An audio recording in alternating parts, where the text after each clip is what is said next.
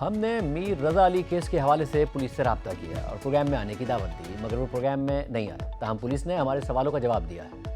ہم نے پہلا سوال کیا کہ جو تصاویر ہم نے دیکھی ہیں ان کے مطابق میر رضا علی کے سینے پر گولی کا نشان بڑا ہے اور کمر پر چھوٹا، تو یہ فیصلہ کیسے کر لیا گیا کہ گولی سینے پر لگی؟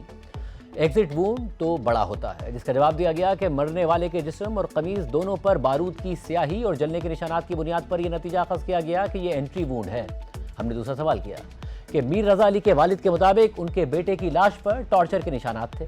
اس حوالے سے پولیس کیا تفتیش کر رہی ہے، جس کے جواب میں کہا گیا کہ پوسٹ مارٹم رپورٹ کے مطابق مرنے والے کے جسم پر تشدد کا کوئی نشان نہیں ملا۔ ہم نے تیسرا سوال کیا کہ ہمارے نمائندے جو جائے وقوعہ پر گئے ان کے مطابق جائے وقوعہ پر خون بہت کم تھا، تو کیا اس بات کا امکان ہے کہ میر رضا علی کو مارا کہیں اور گیا اور لاش کو دوسری جگہ پھینک دیا گیا ہو؟ یعنی پرائمری کرائم سین وہ جگہ نہیں ہے جہاں سے لاش ملی ہے۔ تو جواب دیا گیا کہ جس جگہ لاش ملی وہاں زمین گھاس والی اور نرم تھی، اس لیے ممکن ہے کہ خون زمین میں جذب ہو گیا ہو۔ تاہم اگر مرنے والے کو کسی اور جگہ قتل کر کے لاش یہاں پھینکی گئی ہوتی تو جائے وقوعہ پر خون موجود نہیں ہونا چاہیے تھا۔ ہم نے چوتھا سوال یہ کیا کہ کیا پولیس کو ایسا لگتا ہے کہ میر رضا علی کی موت خودکشی ہے؟ اگر یہ خودکشی ہے تو میر رضا علی کا موبائل فاصلے سے ملا، ہولسٹر کہیں اور سے ملا۔ سوال یہ ہے کہ پستول اور گولی کا خول کیوں نہیں ملا؟ کیا ماضی میں ایسی کوئی مثال ہے جس میں اس طرح خودکشی کرنے والے کے پاس سے گن اور گولی کا خول نہ ملا؟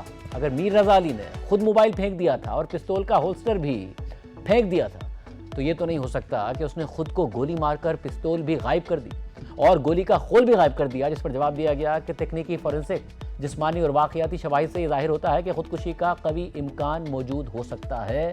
موبائل فون کچھ فاصلے پر ملا، جبکہ پستول کا ہولسٹر لاش کے قریب ایک چھوٹے درخت یا جھاڑی کی شاخ پر ملا۔ پولیس کی طرف سے یہ بھی کہا گیا کہ یہ درست ہے کہ پولیس کو جائے وقوعہ سے نہ پستول ملا اور نہ ہی خالی خول مل سکا۔ ہم نے پانچواں سوال کیا کہ کیا یہ بات درست ہے کہ میر رضا علی نے اپنے دوست سے پیسے مانگے تھے اور بھاری رقم قرض مانگی تھی؟ اگر یہ بات درست ہے تو کیا اس دوست سے پولیس کا رابطہ ہوا اور کوئی سراغ ملا؟ تو جواب دیا گیا کہ جی ہاں، ہم ان لوگوں سے رابطے میں ہیں جن سے مرنے والے نے رقم مانگی تھی اور ہم ان کے بیانات بھی ریکارڈ کر چکے ہیں۔ ہم نے چھٹا سوال کیا کہ اطلاعات کے مطابق گن پاؤڈر کے ذرات سینے پر ملے، کیا کبھی ایسی کوئی مثال ملی ہے کہ اس طرح خودکشی کرنے والے کے ہاتھ پر گن پاؤڈر کے ذرات نہ ہوں؟ میڈیکو لیگل رپورٹ کے لیے کیوں ہاتھ کے سیمپلز ہی نہیں لیے گئے؟ اتنی اہم بات کیسے نظر انداز کر دی گئی؟ تو جواب دیا گیا کہ مرنے والے کے ہاتھ پر بارود کے ذرات کا معائنہ ایم ایل او نے نہیں کیا، کیونکہ ابتدا میں خودکشی کا شبہ موجود نہیں تھا۔ میڈیکو لیگل آفیسر نے مزید بتایا کہ لاش کافی حد تک ڈیکمپوز ہو چکی تھی، اس لیے بارود کے ذرات کی موجودگی کا پتہ چلنے کے امکانات کم تھے۔ ہم نے ساتواں سوال کیا کہ کیا میر رضا علی رائٹی تھے یا لیفٹی تھے، کیونکہ پستول سے خود کو مارنے کے کیسز میں یہ پہلو بہت اہم ہوتا ہے۔ کیا پولیس نے اس حوالے سے تفتیش کی؟ تو جواب دیا گیا کہ میر رضا علی دائیں ہاتھ سے کام کرتا تھا، یعنی رائٹی تھا۔ ہم نے آٹھواں سوال یہ کیا کہ لاش کی تصاویر دیکھ کر یہ بات واضح ہو رہی ہے کہ چہرہ باقی جسم سے زیادہ ڈیکمپوز ہو گیا ہے، یہ کیسے ہوا؟ کیا پولیس نے اس حوالے سے تفتیش کی؟ جس پر جواب دیا گیا کہ ایم ایل او نے گفتگو کے دوران بتایا کہ مرنے والے کا چہرہ اس حد تک ڈیکمپوز ہو جانا غیر معمولی نہیں ہے۔ ہم نے نواں سوال یہ کیا کہ گولی کی ٹریجیکٹری کیا تھی، کیونکہ یہ بات بھی اس بات کو جانچنے کے لیے انتہائی اہم ہے کہ میر رضا علی نے خودکشی کی تھی یا پھر اسے مارا گیا۔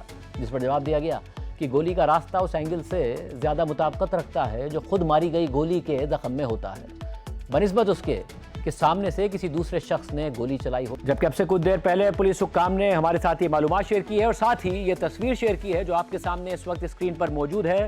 پولیس حکام نے ہمیں بتایا ہے کہ میر رضا علی کی ایپل واچ سے ڈیٹا ریٹریو کر لیا گیا ہے اور اس سے تحقیقات میں مدد ملے گی، اس معاملے کو حل کرنے میں مدد ملے گی۔